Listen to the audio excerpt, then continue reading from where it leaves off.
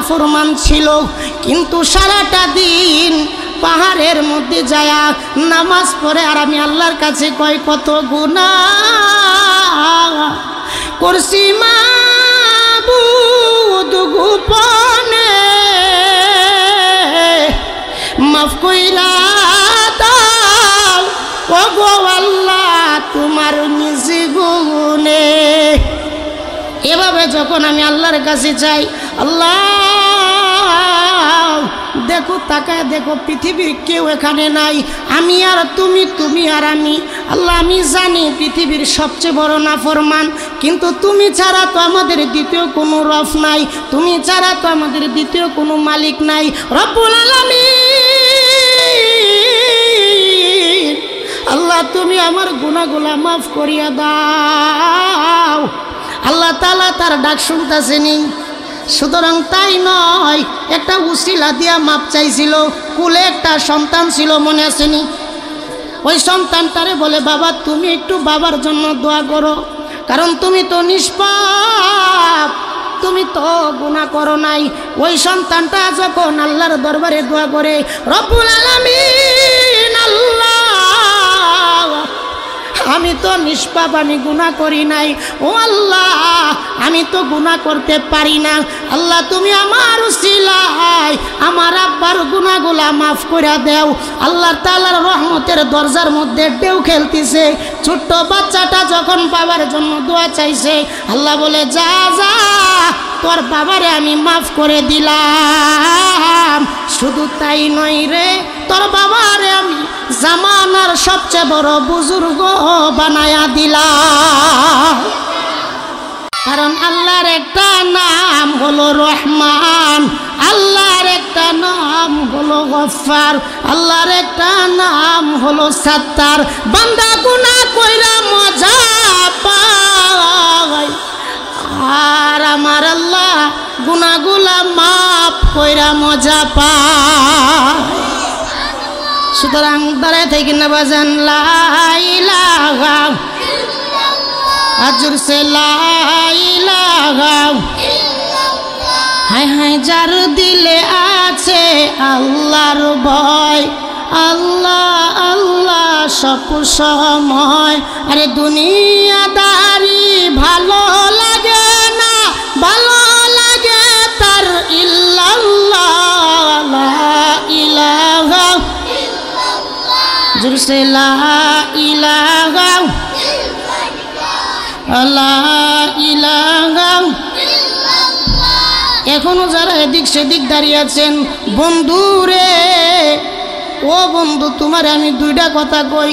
আল্লাহর রাসূল হাদিসের মধ্যে বলেন মাজলিসুল ফিকহি খায়রুম মিন ইবাদাতি 60 সানা। যে ব্যক্তি মজলিসের মধ্যে বসলো, আমল করো কার না করো, আল্লাহ তাআলা তার আমল নামায় 60 বছর নফল ইবাদতের সব লিখা দিবে। লাভ আছে না নাই? সুতরাং যারা আকলবান, যারা বুদ্ধিবান, তারা সিফা সাফা দিয়ে ঘুরতে পারে না। 1 2 3 আল্লাহ আজকের দিনের উসিলায় আমাদের গুনাহগুলা মাফ করে দিন। 4 5 6 আজকের মাহফিলের হবে জয়। 7 8 9 আল্লাহকে ছাড়া আমরা কাউকে করি না ভয়। 10 11 12 বাহির দিয়া যারা ঘোরাফেরা করতেছ, বন্ডামি ছাড়ো, মাহফিলের ভিতরে প্রবেশ করো।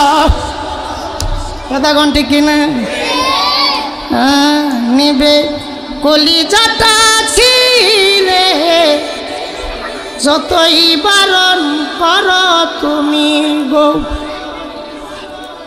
নিবে কলিজাটা ছিঁড়ে যতই বারণ করো তুমি গো।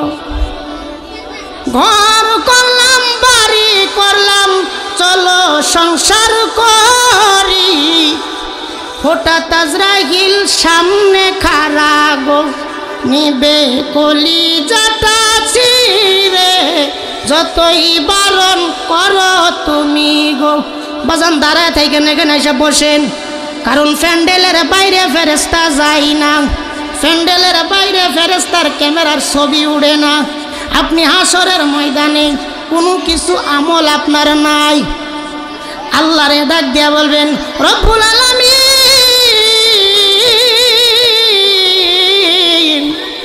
ও আল্লাহ, আমার তেমন কোনো আমল নাই। এই বেটা কথা কইস না, একটা কথা বলুন। এই বাজান যাও না, বসো না একটু। লা ইলাহা ইল্লাল্লাহ, আজর সে লা ইলাহা ইল্লাল্লাহ, লা ইলাহা ইল্লাল্লাহ, লা ইলাহা ইল্লাল্লাহ। যার দিলে আছে আল্লাহর ভয়, আল্লাহ আল্লাহ সব সময়। আরে দুনিয়াদারি ভালো লাগে না, ভালো লাগে তার ইল্লাল্লাহ, লা ইলাহা ইল্লাল্লাহ, জিসে লা ইলাহা ইল্লাল্লাহ, জিসে লা ইলাহা ইল্লাল্লাহ। রিস্কা চলে না চালক সারা, আরে নৌকা চলে না মাঝি সারা, আরে দুনিয়া চলে না আল্লাহ সারা, মুমিন চলে না জিকির সারা। লা ইলাহা ইল্লাল্লাহ, বলেন না লা ইলাহা ইল্লাল্লাহ, জিসে লা ইলাহা ইল্লাল্লাহ, লা ইলাহা ইল্লাল্লাহ মুহাম্মাদুর রাসূলুল্লাহ। একবার জোরে জোরে পড়ি সাল্লাল্লাহু আলাইহি ওয়াসাল্লাম। তিন জায়গার মধ্যে ফাঁকা রাখতে নাই, কয় জায়গা? জোরে জোরে, আরে কয় জায়গা? তালে তালে হইছে না তো? এক নাম্বার জায়গা হলো মসজিদের ভিতরে নামাজের কাতারের মধ্যে ফাঁকা রাখতে। দুই নাম্বার জায়গা হলো স্বামী আর স্ত্রী যেখানে ঘুমাবে মাঝখানে ফাঁকা রাখা যাবে না। তিন নাম্বার যেখানে দিনই কথাবার্তা হয় সেখানে ফাঁকা রাখা যাবে না। সুতরাং অনেক লোক দাঁড়ায় আছে, আপনারা একটু জিকিরে জিকিরে আসি লা ইলাহা ইল্লাল্লাহ। আরে যত জাকি তত নিকি, যত জাকি তত নিকি, লা ইলাহা ইল্লাল্লাহ। আপনারা আসেন, বসেন না বাজান, অল্প কিছুক্ষণ, বেশিক্ষণ সময় আমাকে দেওয়া হয় না, অল্প কিছুক্ষণ। মাওলা যে কত বড়, আল্লাহর রহমানিয়ত যে কত বড়, এটা বুঝিয়ে আমি আমার বয়ান সমাপ্ত করবো ইনশাআল্লাহ। সামথিং একটা বিষয় একটু বোঝাবো, বেশি না, মাত্র 20 মিনিট থেকে 30 মিনিট আলোচনা হবে। আল্লাহ যে কত বড়, মাওলার রহমানিয়তটা যে কত বড়, এতটুকু বোঝাবো ইনশাআল্লাহ। তো আলোচনা শুরু করার আগে দিয়ে কিছু ভূমিকা টানার দরকার আছে না? কথা কয় না? ও কি অফিসের দিকে কথা কয় না? কে আসেনি? আসেনি? নারায়ে তাকবীর। আজকের মাহফিল, আজকের মাহফিল, তো আজকের আলোচনা হবে আল্লাহর কত বড় দয়া বান্দার প্রতি, এটা নিয়ে শুধু জাস্ট একটা সাবজেক্ট হবে ইনশাআল্লাহ। একটা ভূমিকা দিই। জামানার নবী হযরতে মূসা আলাইহিস সালাম রাগী নবী না? এত রাগী নবী, চোর মাইরা মার্ডার। একটা চর দিছে তো জাগাত শেষ। কি নবী ছিল? গরম একজন নবী ছিল। সব নবীদের খাসিয়ত তো এক ছিল না, কেউ ছিল কোমল দিলের, আবার কেউ ছিল একটু গরম। বক্তাও কিন্তু সব এক না, কেউ দেখবেন যে টেস্ট কাঁপায়, আবার কেউ দেখবেন যে মানুষের মন।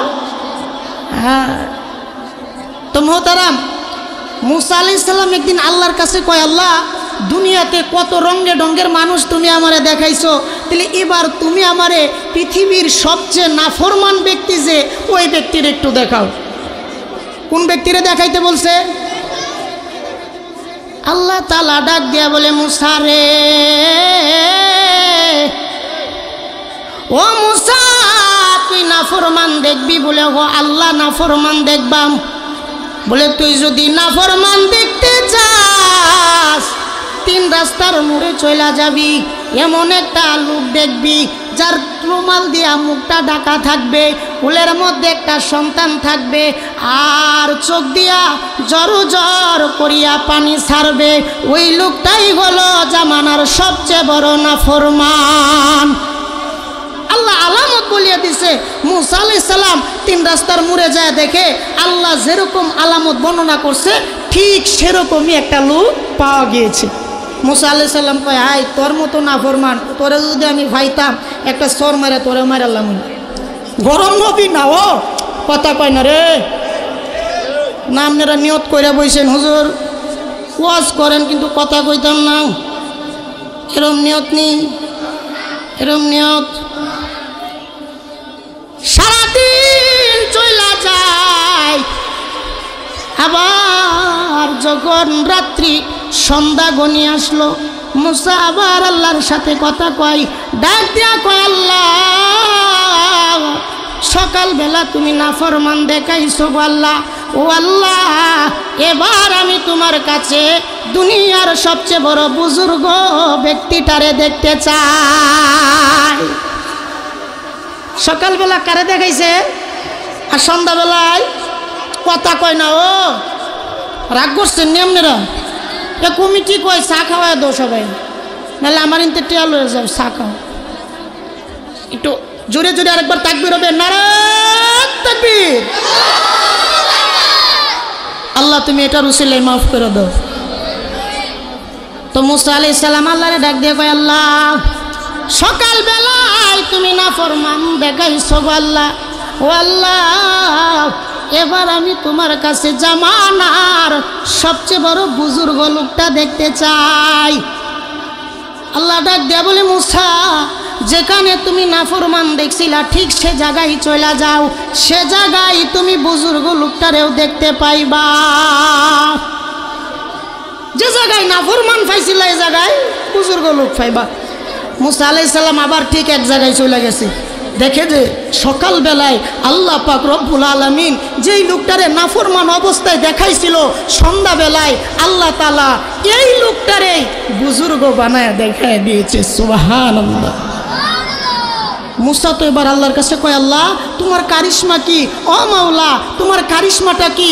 আমার একটু বুঝায় কও না, আমার একটু হিসাবটা বুঝায় কও না, আমার তো অঙ্ক মিলতাছে না। আরে সকালবেলা বলছি নাফরমান দেখাইতে, তুমি এই লোকটারে দেখাইছো, আবার সন্ধ্যাবেলা বলছি বুজুর্গ লোক দেখাইতে, তুমি এই লোকটারে দেখাইছো। মাওলা তোমার কারিশমা কি আমার একটু বুঝায় দাও। আল্লাহ তাআলা ডাক দিয়া বলে, মুসা ও মুসা তুমি তো জানো আমি আল্লাহ যে গফফার, তুমি তো জানো আমি আল্লাহ যে সাত্তার। সকালবেলা এই লোকটা নাফরমান ছিল, কিন্তু সারাটা দিন পাহাড়ের মধ্যে যায়া নামাজ পড়ে, আর আমি আল্লাহর কাছে কয় কত গুনাহ করছি মাবুদ গোপনে, মাফ কইরা দাও ও গো আল্লাহ তোমার নিজ গুণে। এভাবে যখন আমি আল্লাহর কাছে চাই, আল্লাহ দেখো তাকায় দেখো পৃথিবীর কেউ এখানে নাই, আমি আর তুমি, তুমি আর আমি। আল্লাহ আমি জানি পৃথিবীর সবচেয়ে বড় নাফরমান, কিন্তু তুমি ছাড়া তো আমাদের দ্বিতীয় কোনো রব নাই, তুমি ছাড়া তো আমাদের দ্বিতীয় কোনো মালিক নাই। রব্বুল আলামিন আল্লাহ তুমি আমার গুনাহগুলা মাফ করিয়া দাও। আল্লাহ তাআলা তার ডাক শুনতেছেনি। সুতরাং তাই নয়, একটা উসিলা দিয়া মাপ চাইছিল। কুলে একটা সন্তান ছিল, মনে আসেনি? ওই সন্তানটারে বলে, বাবা তুমি একটু বাবার জন্য দোয়া করো, কারণ তুমি তো নিষ্পাপ, তুমি তো গুনাহ করো নাই। ওই সন্তানটা যখন আল্লাহর দরবারে দোয়া করে, রব্বুল আলামিন আল্লাহ আমি তো নিষ্পাপ, আমি গুনাহ করি নাই, ও আল্লাহ আমি তো গুনাহ করতে পারি না। আল্লাহ তুমি আমার উসিলায় আমার আব্বার গুনাহগুলা মাফ করে দাও। আল্লাহ তাআলার রহমতের দরজার মধ্যে ঢেউ খেলতেছে। ছোট্ট বাচ্চাটা যখন বাবার জন্য দোয়া চাইছে, আল্লাহ বলে, যা যা তোর বাবারে আমি মাফ করে দিলাম। শুধু তাই নয় রে, তোর বাবারে আমি জামানার সবচেয়ে বড় বুজুর্গ বানায়া দিলাম। সুতরাং আল্লাহর মাফ করলে কয় সেকেন্ড লাগে? আবার আরো জোরে অফিসে কথা কয় না। যারা বইছেন, যারা দাঁড়ায় আছেন, দাঁড়ায় থাকেন, যায়েন না কই দিলাম। যাইলে 100 টাকা জরিমানা। আমি তো এখন ওয়া শুরুই করছি না, শুরু করছি নি, কেবল ভূমিকা দিছি, এখন শুরু করবো। শুনতে রাজি আছেন তো ইনশাল্লাহ? আলহামদুলিল্লাহ।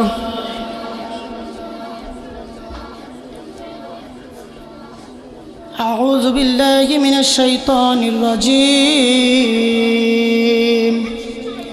বিসমিল্লাহির রহমানির রহিম।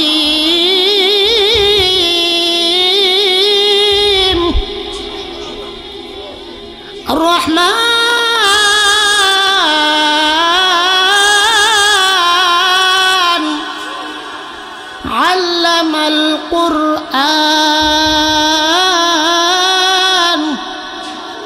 খালাকাল ইনসান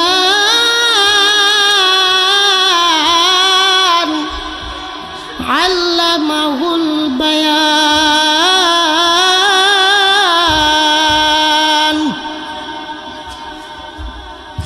আর-রহমান আল্লামাল কুরআন খালাকাল ইনসান আল্লামাহুল বায়ান।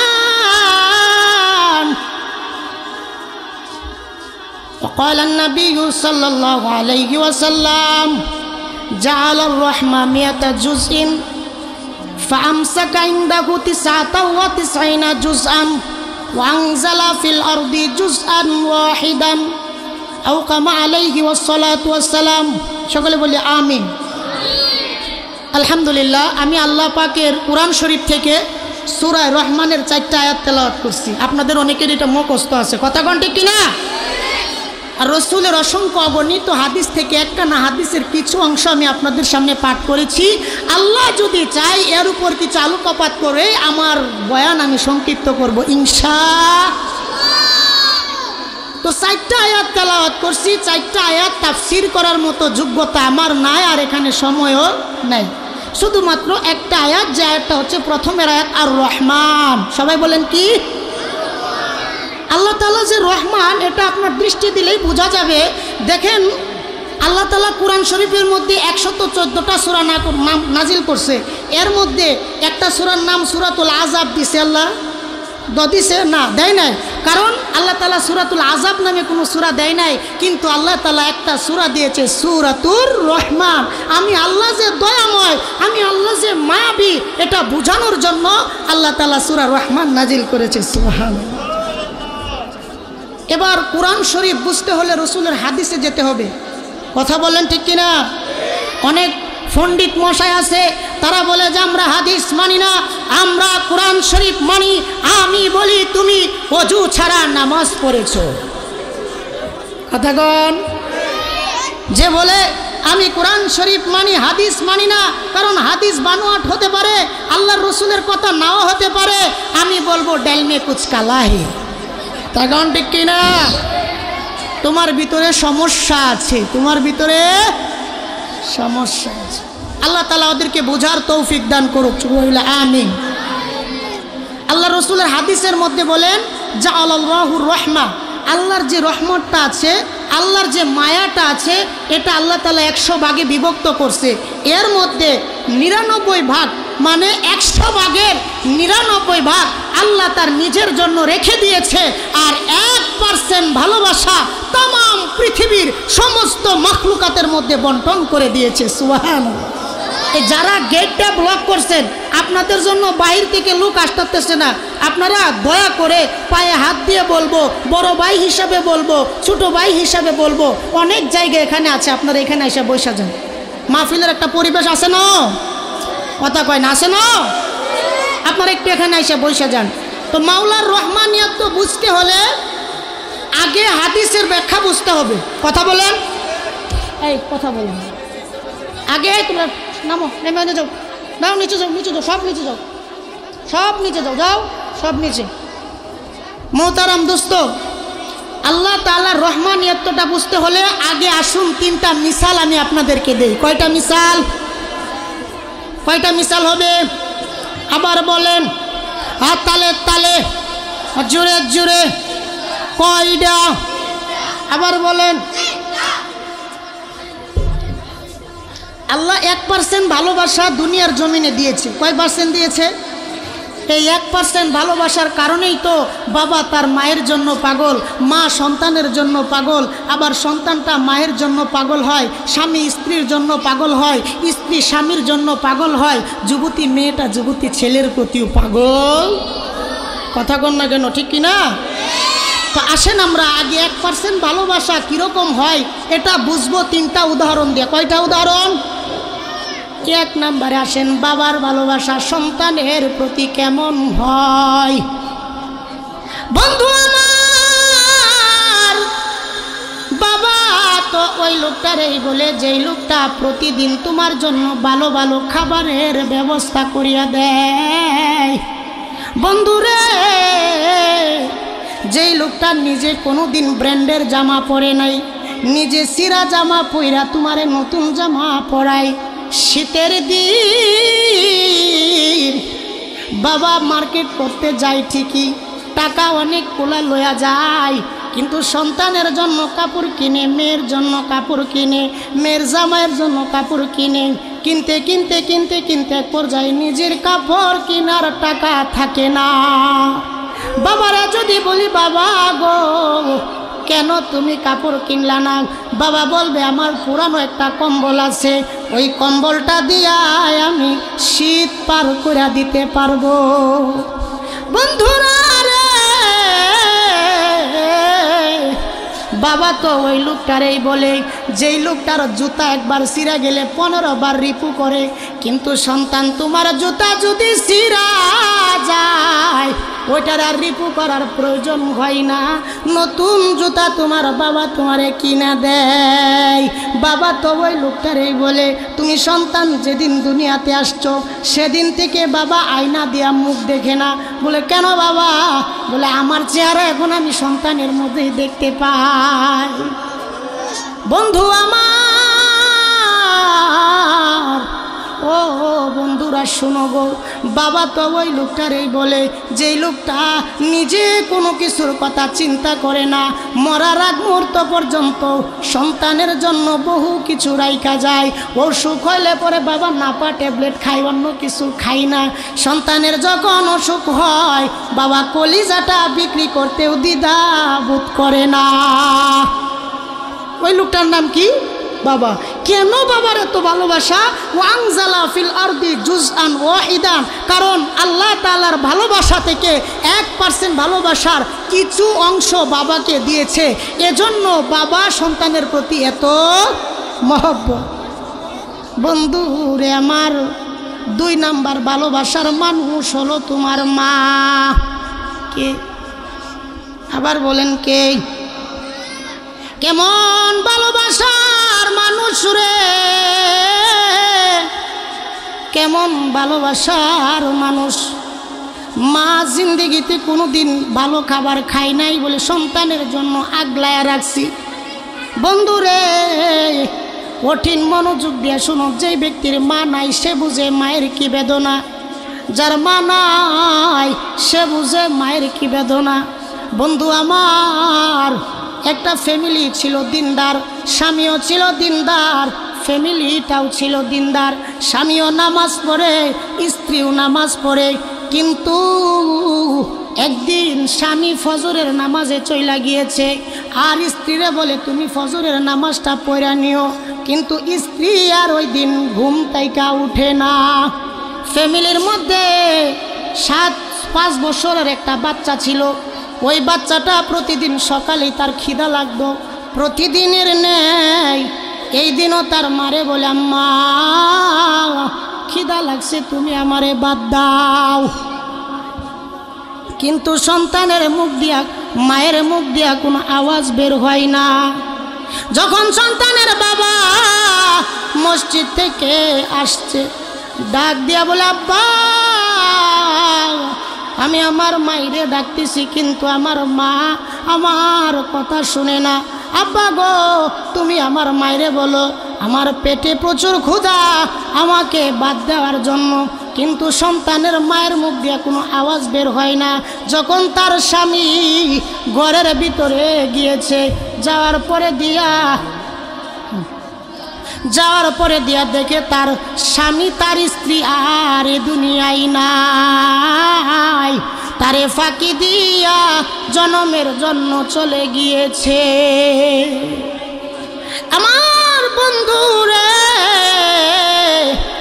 ও বন্ধুরা, দিলের কান লাগায়া শোনো, মায়ের কথা একটু স্মরণ করো।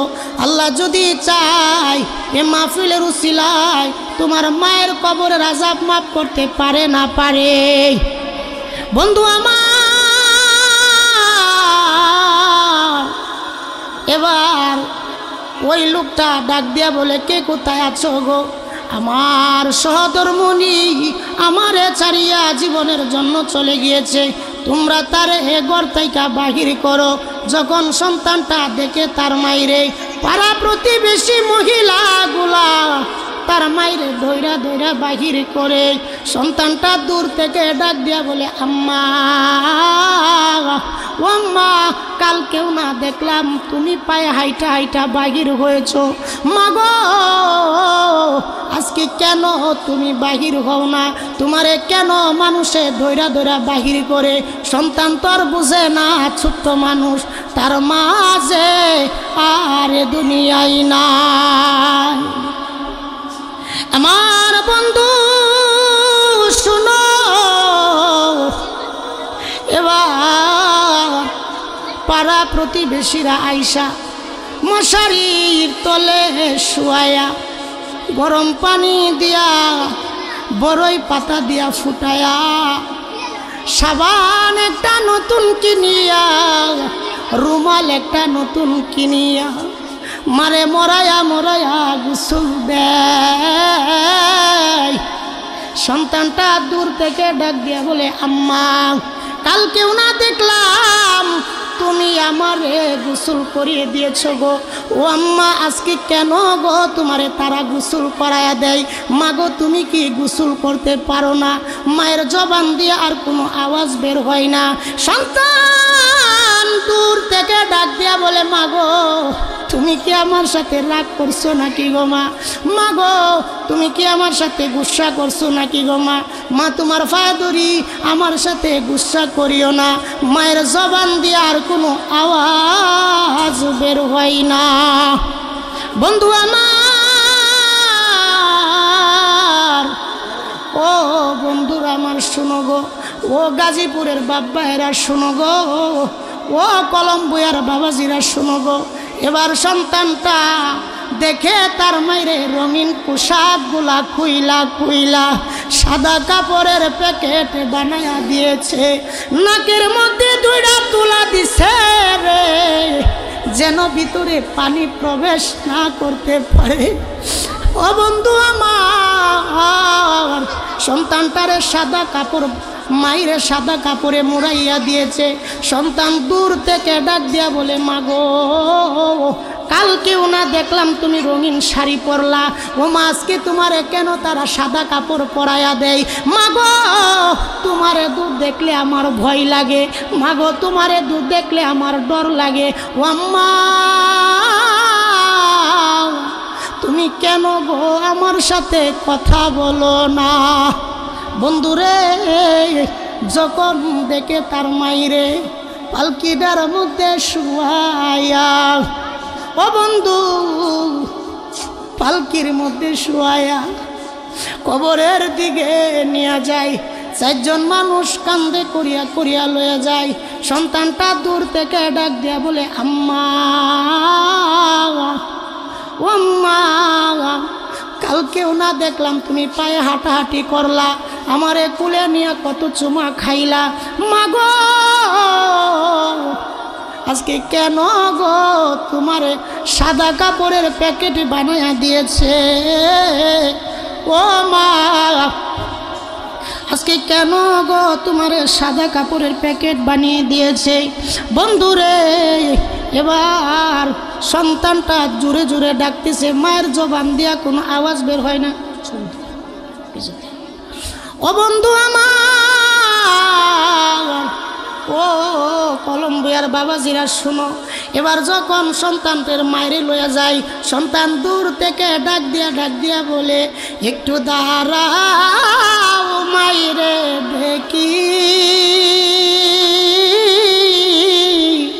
ও গ্রামবাসী একটু দাঁড়াও মাইরে দেখি, সাদা কাপড় পরাইয়া খাটে মাইরে শুয়াইয়া, কই লইয়া যাইতে সমুই মারে রে গ্রামবাসী একটু দাঁড়াও মাইরে দেখি, নয়ন বইরা মাইরে দেখি রে গ্রামবাসী একটু দাঁড়াও মাইরে দেখি। আল্লাহু আকবার বলেন না। বন্ধু আমার,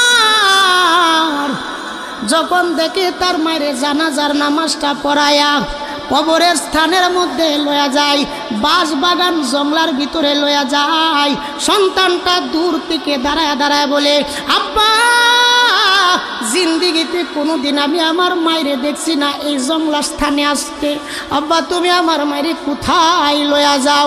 বাবাও কথা বলে না, শুধু সন্তানরে কুলে নিয়ে কান্না করে। সন্তান তো আর বুঝে না তার মা যে দুনিয়াতে নাই। ও বন্ধু, যখন সন্তান দেখতেছে তার মায়েরে কবরের মধ্যে শোয়ায়া, জঙ্গলার কাটা বাঁশ উপরে দিয়া, কলা পাতার ছাউনি দিয়া, মনের মন মাটি তার মায়ের উপরে দিয়েছে। সন্তানটা জর জর জর জর করিয়া চোখের পানি ছাড়তেছে, আর ডাক দিয়া বলে, মা ও মা, তুমি আমাদেরকে ফাঁকি দিয়া চইলা গিয়েছো, মাগো আর কোনোদিন কি তোমাকে আমি দেখব না? মাগো আমি যদি না খাই তুমি আমারে খাওয়াইয়া দিতা, মাগো আমি যদি না ঘুমাইতাম তুমি আমারে ঘুম পাড়ানির গান শোনায়া ঘুম পাড়াইয়া দিতা। ও মা, মাগো ও মা, তুমি কি আর কোনোদিন আমারে দেখতা না? বাবার কাছে যা বলে, বাবা আমার মা আমারে ছাইরা চলে গিয়েছে। বন্ধু, যার মা নাই সে বুঝে মায়ের বেদনা। সুতরাং মায়ের ভালোবাসাটা কিরকম হয়, এক ডাক্তার এটার মিসাল খুব সুন্দর করে দিয়েছে। ডাক্তার বলে, আমি একটা মহিলাকে ওড়িতে তুললাম, ওড়িতে তোলার পরে দিয়ে আলতাসনু করে না, আলতাসনু করে দেখে যদি সন্তানকে বাঁচায় তাহলে মাকে বাঁচাতে পারবো না, আর যদি মাকে বাঁচায় তাহলে সন্তানকে বাঁচাতে পারবো না। এবার ডাক্তার পরামর্শের জন্য গার্ডিয়ানের কাছে চলে যায়, বলেন তো কাকে বাঁচাবো? স্বামী বলে, বিবিকে বাঁচান। যত মানুষ আছে সবাই বলে যে আমার মেয়েকে বাঁচাও, কারণ যেটা দেখি নাই সেটার প্রতি মায়া নেই। কথা বলেন না কেন? মায়া আছে। এবার ডাক্তার বলে, প্রাণ দুইটা, মানুষ দুইটা, ইনসান দুইটা, আত্মা দুইটা, একটার পক্ষে সাপোর্ট পেয়েছি, একটাকে বাঁচানোর জন্য অনেক মানুষ রিকোয়েস্ট করছে, কিন্তু পেটের ভিতরে যেটা আছে ওইটার পক্ষে কি কেউ নাই? এবার ডাক্তার তার তীক্ষ্ণ মেধা খাটায়া এবার সন্তানের মাকে জিজ্ঞাসা করে, যেই মহিলাকে ওডিতে তুলবে মহিলাকে জিজ্ঞাসা করে, মা আমি আলতাসনো করে দেখেছি, যদি তোমাকে বাঁচাতে তাহলে তোমার সন্তানকে বাঁচাতে পারবো না, আর যদি তোমার সন্তানকে বাঁচায় তাহলে তোমাকে বাঁচাতে পারবো না। ও মা, এবার বলো তুমি আমি কাকে বাঁচাবো? মা চোখের পানিগুলা ছেড়ে ছেড়ে দিয়ে বলে, ডাক্তার আমি মা তো দুনিয়া দেখেছি কিন্তু আমার সন্তান দুনিয়া দেখে নাই, আমি মা সূর্য দেখেছি কিন্তু আমার এই সন্তানটা সূর্য দেখে নাই, আমি মা দুনিয়া কি জিনিস সেটা বুঝেছি। ও ডাক্তার, আমার এই সন্তান তো দুনিয়া কি জিনিস সেটা বুঝে নাই। আর বাবা বলেন, অমুক বলেন, আমি মা তো তাকে দীর্ঘ 10 মাস গর্ভে ধারণ করেছি, মায়াটা আমার বেশি। ও ডাক্তার, আপনি আমি মাকে মেরে ফেলেন কিন্তু আমার সন্তানের কোনো ক্ষতি করেন না, আমার সন্তানের কোনো ক্ষতি করেন না। আল্লাহু আকবার বলেন না। মোহতারাম, আমি প্রায় সময় একটা কথা বলি, আজরাইল আলাইহিস সালাম যদি কোনো সন্তানের জান কবজ করার আগে দিয়া মার কাছে নোটিশ জানাইতো, ও মা আমি তোর সন্তানের জান কবজ করে নিয়ে যাব। মা পায়ে ধরে বলতো, আজরাইল আমি মা আছি তো, আমার সন্তানের জানটা ভিক্ষা দিয়ে দে, আমার মার জানটা তুই নিয়ে নে, এরকম বলতো না? কেন কেন এত ভালোবাসা? ওয়াংজালা ফিল আরদি জুজআন, কথা বলেন, ওয়াংজালা ফিল আরদি জুজআন ওয়াহিদান। 1% ভালোবাসার কারণে মা তার সন্তানকে এত মহব্বত করে। 2টা মিসাল গিয়েছে, আরেকটা মিসাল দিয়ে আমি আমার বয়ানের রীতি টানবো। 3 নাম্বার মিসাল হলো, আরেকজন ভালোবাসার মানুষ ছিল, আরেকজন মহব্বতের মানুষ ছিল, আরেকজন প্রেমিক মানুষ ছিল, যে প্রেমিক মানুষটা বাবা থেকে বেশি মহব্বত করত, মা থেকে বেশি মহব্বত করত। জ্ঞানী লোক যদি থাকেন একটু দাঁড়ায় বলেন তো সেই লোকটার নাম কি হবে? মাশাআল্লাহ, নারায়ে তাকবীর। মরার সময় সন্তান বাবারে বইলা যায়, বাবা সন্তানরে বইলা যায়, কিন্তু আমার দয়াল নবীজি মরণের সময় কান্না করতেছে। জিবরাইল আইসা বলে, রসুল আপনি কেন কান্না করেন? রসুল আপনি কি ফাতেমার জন্য কান্না করেন? আল্লাহর রসুল ঘাড়গুলা নাড়ায় নাড়ায় দিয়া বলে, না রে না, আমি ফাতেমার জন্য কান্দি না। জিবরাইল ডাক দিয়া বলে, রসুল আপনি কি আপনার কলিজার টুকরা হাসাইন হুসাইনের জন্য কান্না করেন? আল্লাহর রসুল ঘাড় নাড়ায় দিয়া না করে, না রে না, হাসাইন হুসাইনের জন্য কান্দি না। জিবরাইল ডাক দিয়া বলে, নবী গো, তাহলে কি আপনি আপনার 9 স্ত্রীর জন্য কাঁদতেছেন? আল্লাহর রসুল বলে, আমি 9 স্ত্রীর জন্য কান্দি না। জিবরাইল ডাক দিয়া বলে, তাহলে দুনিয়া থেকে চলে যাবেন এটার মায়াই বুঝি কাঁদতেছেন? আল্লাহর রসুল ঘাড় নাড়ায় দিয়া না করে, না রে না, আমি এটার জন্য কান্দি না। জিবরাইল বলে, কেন কান্না করেন? বলে, আমি কান্না করি আমার গুনাহগার উম্মত গুলারে কে দেখবো। বন্ধু আমার, হাসরের ময়দানের মধ্যে সবাই বলবে নাফসি নাফসি নাফসি। আদম বলবে নাফসি, মুসা বলবে নাফসি, দাউদ বলবে নাফসি, ইহিয়া আলাইহিস সালাম বলবে নাফসি, ইউসুফ আলাইহিস সালাম বলবে নাফসি। সমস্ত হাসরের মাঠ শুধুমাত্র নাফসি নাফসি নাফসি। কিন্তু কানার থেকে আরশে মহল্লার তল থেকে একটা আওয়াজ আসবে, ইয়া উম্মতি, আল্লাহ তুমি আমার উম্মতরে বাঁচাও। যেই হাসরের মাঠের মধ্যে সন্তান বাবারে বইলা যাবে। ইউসুফ আলাইহিস সালামের বাবার নাম কি? ইয়াকুব আলাইহিস সালাম। দীর্ঘ 27-28 বছর সন্তানের মায়াই কান্না করছে, সন্তান রে হারায়া কুয়ার মধ্যে ফালায়া। করোনা জানেন না আপনারা? কিন্তু কিয়ামতের দিন হাসরের ময়দানে ইয়াকুব ইউসুফের কথা স্মরণ করবে না, কিন্তু দয়াল নবীজি বলবে, আল্লাহ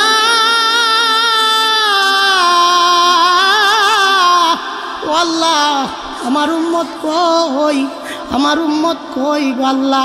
আল্লাহ আমার উম্মতরে জান্নাতে দিয়ে দাও, আল্লাহ আমার উম্মতরে তুমি জাহান্নামে দিও না। এত মায়ার কারণ কি জানি?